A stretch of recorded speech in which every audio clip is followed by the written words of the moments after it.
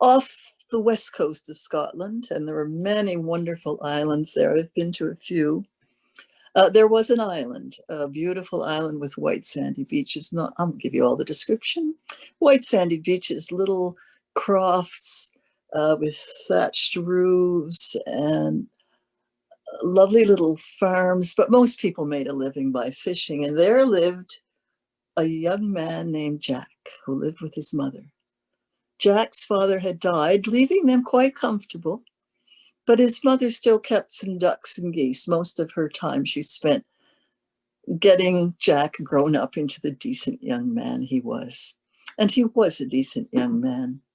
He loved to go walking on the beaches and getting driftwood to burn in the fireplace. And they had a friend, his mother had a friend named Duncan McTavish.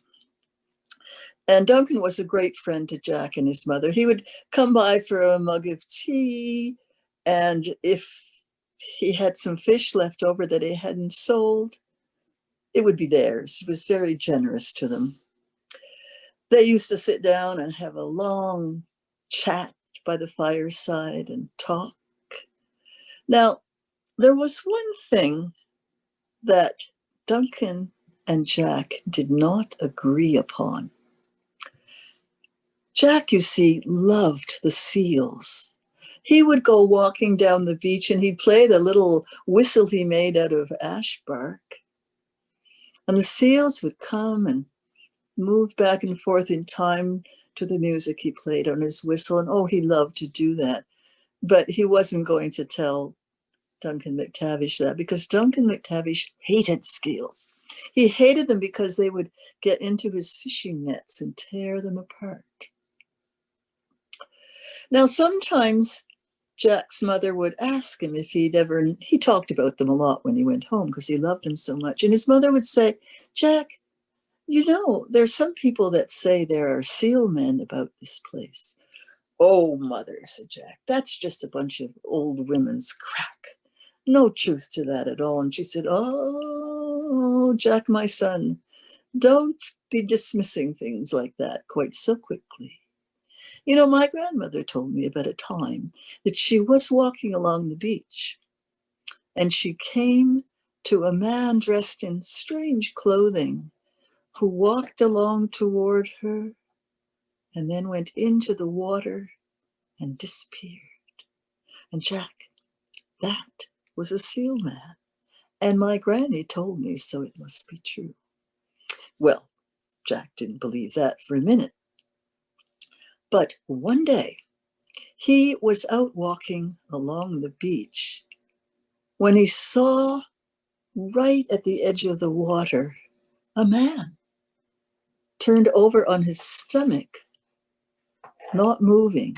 His face was buried in the seaweed. Jack rushed over to see what was wrong. And when he turned that man over, he could see the man had a huge injury along the side of his face. Jack put his ear down to listen to the man's heart, and it was still beating strongly, so he knew he was still alive. Now, Jack was quite a strapping young man. He managed to get that young man. He was young, he was good looking, he was dressed in dark, kind of furry clothes, but his feet were bare. Jack got him up on his shoulder and took him home and stretched him out on the bed. Jack's mother came rushing over. What's happened, Jack? What is this? And Jack told her what he'd seen. Oh, his mother rushed away, put the kettle on, brought clean cloths and cleaned the injury. And they could see now, it was quite a gash on his head. They could also see that he had dark curly hair. Such a handsome young man. Jack's mother said, oh, what a sin. Such a handsome young man should be so seriously injured. Well, we'll do our best to look after him. And just then they heard a knock on the door, and they went downstairs, and it was Duncan McTavish. And he was in a rage. Oh, he said, oh, Mary, I've got to tell you what a rage I'm in. Duncan, come in and have a bit of tea with us. Don't be talking about tea, woman, he said.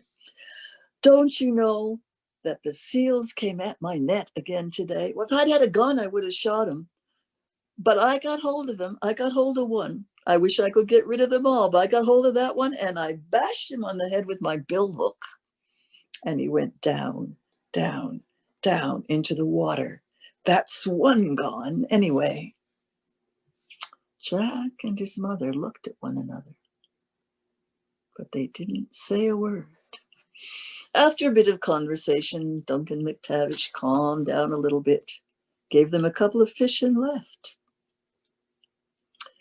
Jack and his mother looked at each other and she said, "Now, Jack, that man up in the bed that you brought home injured is a seal man." "Oh, Mother, don't be talking." "Well, we better go and see how he's doing." So the two of them went up the stairs together. They went into the room and he was gone, completely gone. Oh, Jack rushed downstairs, ran out, ran down the beach, ran up and down the beach looking as far as he could. But he saw no sign of that man anywhere. He went back and he said to his mother,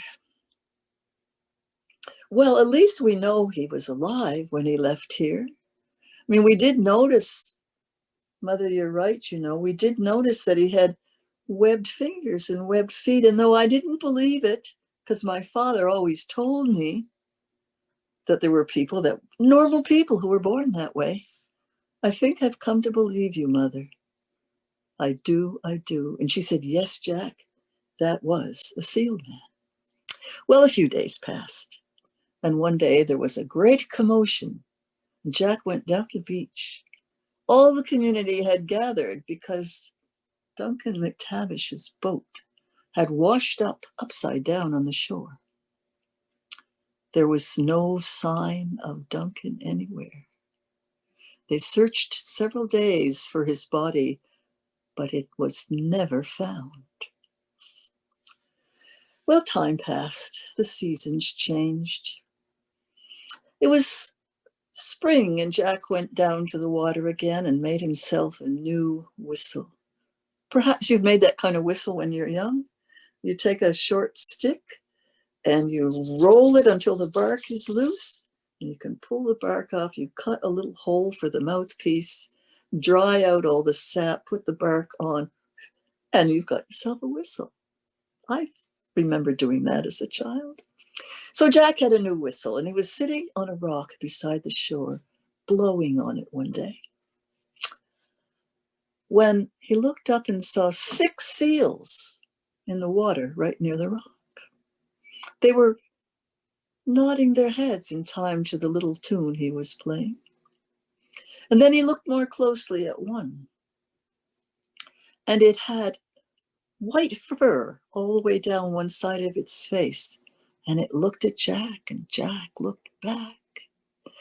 And when he stopped playing the whistle, all the seals disappeared. Jack went home and told his mother what had happened. And she said, "Jack, you see, you're convinced now, aren't you? It took me a long time, but now you know that that was a seal man." Jack lived with his mother, looked after her until she died.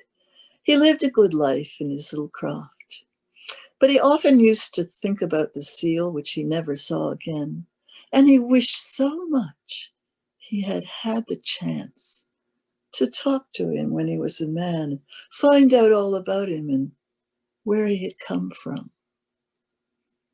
But he never saw him again. And that's a true story.